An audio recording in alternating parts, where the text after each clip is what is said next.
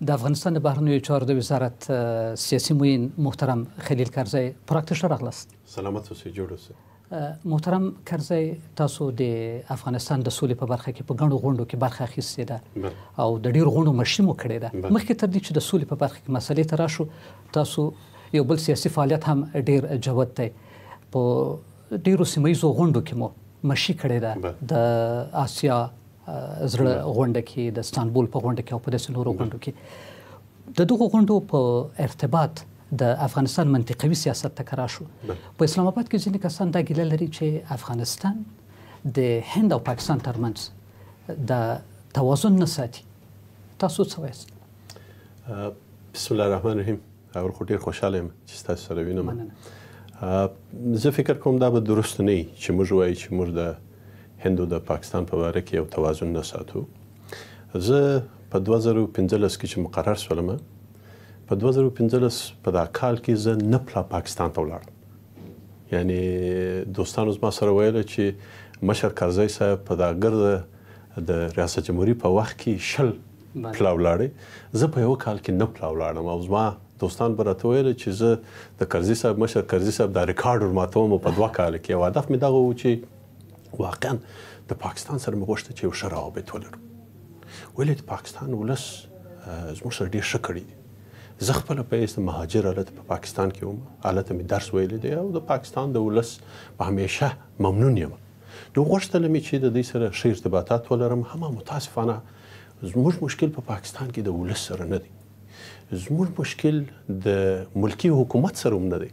زموږ مشکل متاسفانه د اردو سره دی چې یو داسې پالیسي راخیسته ده چې هغه نه د دوی په نفع ده، نه د افغانستان په نفع ده او نه د منطقې په نفع ده. نو بیا به درته وایم چې موږ هر اړخیزه روابط ته حاضر یو د پاکستان سره، خو پاکستان دې پر خپل چلند باندې، پر خپلو افکارو باندې یو څه فکر وکړي. که راشو د افغانستان بل ګاونډي ته، د ملي وحدت د حکومت له پیله تر ننه پورې له سعودي عربستان سره د حکومت روابط ډېر حسنه شوي دي.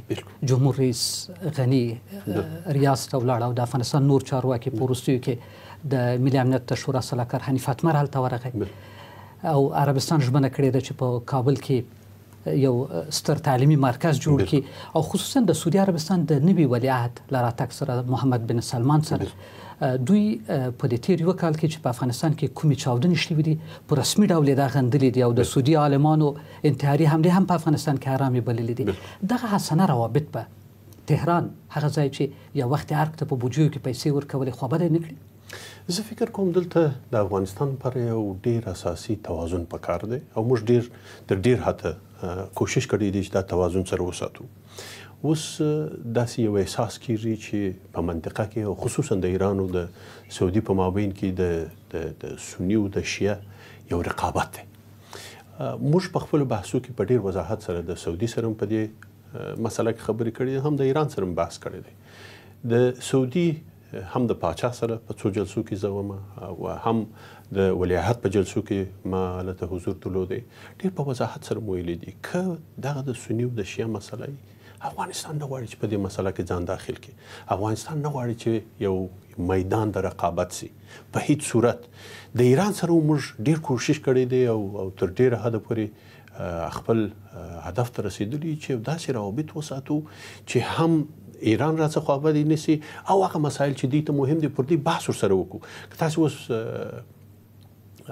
څو عمر د مخه یو د حکومت طرفه څه د ایران پر مسایل باندې ډېر بحث وسو او پر 5 کمیټو متفاهم سره وکړي چې په هغه کې د مهاجرینو مسله و، په هغه کې د اوبو مسله و، په هغه کې د تجارت مسله و، مواد مخدر مسله و، چې پر دغه به یو ډېر همجانبه بحث کېږي د ایران او د افغانستان په مابین کې.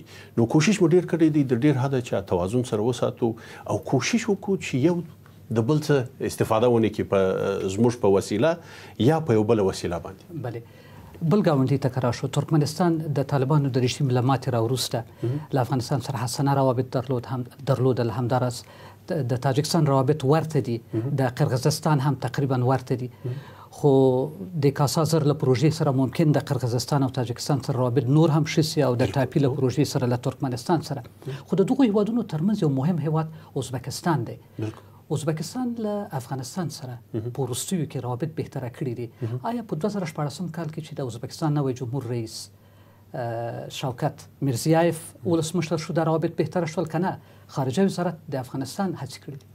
دواړه زه فکر کوم ما خپله نهایت ډېر کوشش کړی دی چې د اسیا میانه سره یو ډېر ښه روابط ولرو. ولې یو څو دلیله لري. یو دلیل یې دغه چې په هیڅ صورت ما په حیث د یو معین د وزارت خارجه نه غوښتل چې دا ګرد خپل تجارت او دا ګرد خپل امکانات یوازې د پاکستان د طرفه ورته وکتل سي. ولې هر وخت چې پاکستان وغواړي که زموږ سره دغه سپین بولدک او تورخم بند کړي زموږ وضع ډېر خرابېږي. نو کوشش مې دغه و چې خپل ځان او خپل مملکت ته نور لارې پیدا کړو. ترکمنستان ته ولاړو. څو پله مې کوشش وکړي چې د اسلام کریموف په وخت کې چې هغه خدای دې وبخښي چې وفات شو، په هغه په وخت کې څو پله ازبکستان ته ولاړ سم او د دې سره بحثونه ورسره وکړم. په بین المللي جلسو کې مې بیخي ډېر کوشش کړی دی چې د دې سره جلسې ونیسم.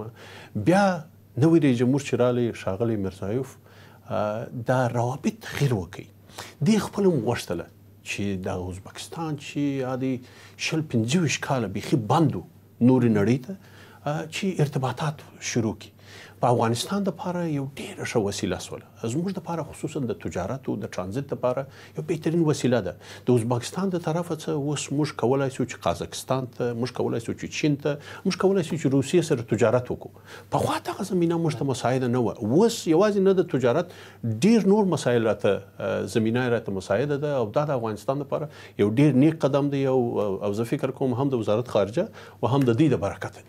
او تاشکند د نوروز په لومړۍ اونۍ کې غواړي چې د افغانستان لپاره یوه لویه غونډه هم جوړه کړي او ویل کېږي چې په دې غونډه کې قزاقستان ډېر نقش لري. قزاقستان ډېر مهم هېواد دی. د امنیت شورا محلنۍ مشري هم کوي.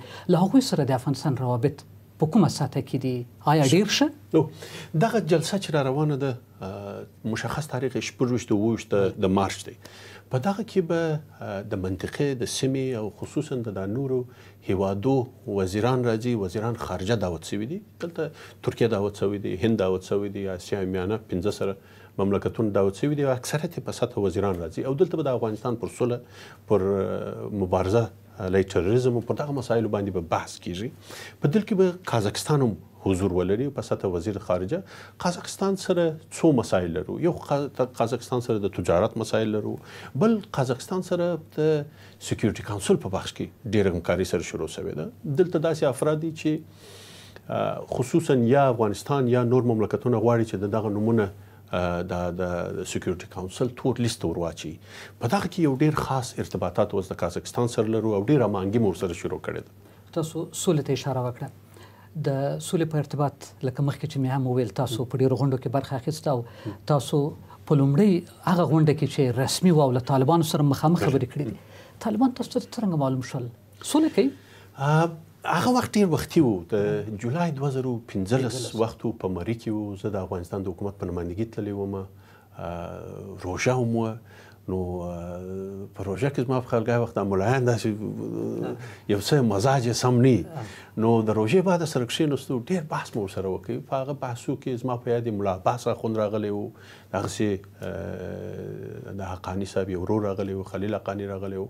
او د محیط ډېر جالب و ماته. یو خواته فلو پاکستانیان ناست و، آی اس آی جنرالان ناست و، هلته طالبان را سره ناست و، زه ناست وم او زما همکاران را سره ناست و، زموږ د وطن یو پیاوړی مشر حاجي صاحب دین محمد زما بغل کې را سره ناست و، د نور افراد را سره. دې خواته چینایان او امریکایان راته ناست و په حیث د ناظر او بحث مو سره وکړی. ډېر ابتدایي بحث و.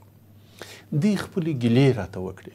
د دې احساس دا و چې په افغانستان کې بیخي خارجان راغلي دي او افغانستان یو اشغال شده مملکت دی او په ډېرو ساحو کې تشویشونه یې درلوده. موږ ورته ویل چې ګوره دا در سره منم چې په افغانستان کې خارجان راغلي دي او هیڅ افغان په خپل مملکت کې یو خارجي قوه نه مني. همه دا خارجان د یو ضرورت پر بنا باندې راغلي. دا خارجان زما د خاطر نه دي راغلي. ته یو وخت په حیث د حکومت القاعده ته دې وخت ورکړی و. القاعده سات زموږ د دغه حکومت څخه استفاده وکړه، ولاړه پر امریکا باندې حملې وکړې. د هغه د خاطره دی راله. راځه اوس ما او تا سره جوړ سو، راوسه ما او تا یو سولې ته سره ورسېږو. هغه وخت چې ما او تا سره سولې ته سره ورسېږو د دې ضرورت نشته بالا. نو هغه ډېر ابتدایي بحث و. امیدواره یم دا نوی پلان، دا نوی برنامه چې موږ طالبان ته پیشنهاد کړې ده پر دغه بخش راسي، مذاکره را سره وکړي او دلته یو ډېر لوی قدم موږ اخیستی دی. په دغه کې خپل ما یو نقش درلودي چې هیڅ نوع شرط د مذاکرې لپاره موږ ایښی دی. دا ډېره غټه خبره ده. دا په دې غټه خبره ده که تاسو وګورئ په دا تېر 14 کاله کې همیشه دغه بحث و چې اول طالبان دي قانون اساسي ومني، طالبان دي د القاعده سره روابط قطع کړي او طالبان دي د جنګ څخه لاس واخلي. اوس موږ ورته وایو چې دغه شرطونه یو طرف ته پرېږدئ، راسئ راسره کښېنئ، هر څومره چې مذاکره مخته ځو پر خپل مسایلو به مخته سره ځو او مذاکره به مخته سره مشترکاً مخته بیایو. ښاغلی کرزی، تاسو وایئ چې تغییر راغلی دی او دا پیشنهادونه ډېر ښه پیشنهادونه دي، لیکن په ورته وخت کې نن نه هم ده چې طالبانو هیڅ نه دي ویلي. نو امید ورته لرئ چې دوی به د سولې له بهیر سره یوځای شي؟ زه ګورئ یوه نقطه یوازې دلته د سولې مسله یوازې د افغانستان او طالبان په لاس کې هم نه ده. دلته نور مملکتونه دي، دلته نور نهادونه دي چې هغه یوازې نه مطرح دي هم هغه خپل تاثیرات لري. نو هغه هم باید خپل اساسي کارونه سره وکړو، پر هغه باندې هم فشار سره راولو چې مسایل مخته سره بوسو. بله. وروستۍ پوښتنه، تاسو په قندهار کې د یوې معتبرې قومي کورنۍ یاستئ، فکر نه کوئ چې له طالبانو سره که چېرته د حکومت په سطحه صلح مخته نه ځي د افغانستان د جنوب غرب حوزې په سطحه باندې قومي مشران سره یو ځای شي او دوی واده راکړي چې حد اقل په یو محدودو ولایتونو کې اوربند وکړي تر څو سولې ته لاره هواره شي؟ ګوره دغه به مناسبه نه وي چې په افغانستان په یو یا دوه یا درې ولایته کې اوربند وي. زه فکر کوم د افغانستان ګرده ولس سولې ته ضرورت لري او تر ټولو مهم سولې ته نیاز هغه اشد ضرورت شته.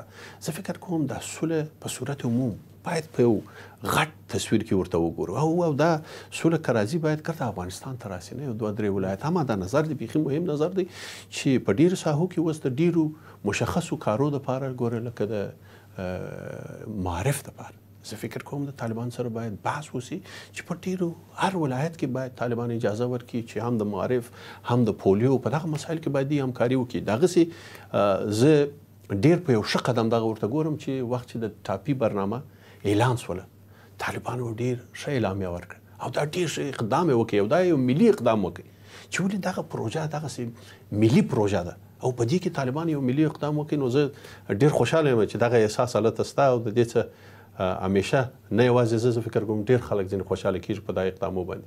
محترم حکمت خلیل کرزی، مننه چې په دې مرکې کې مو برخه راخوړه. سلامت اوسئ.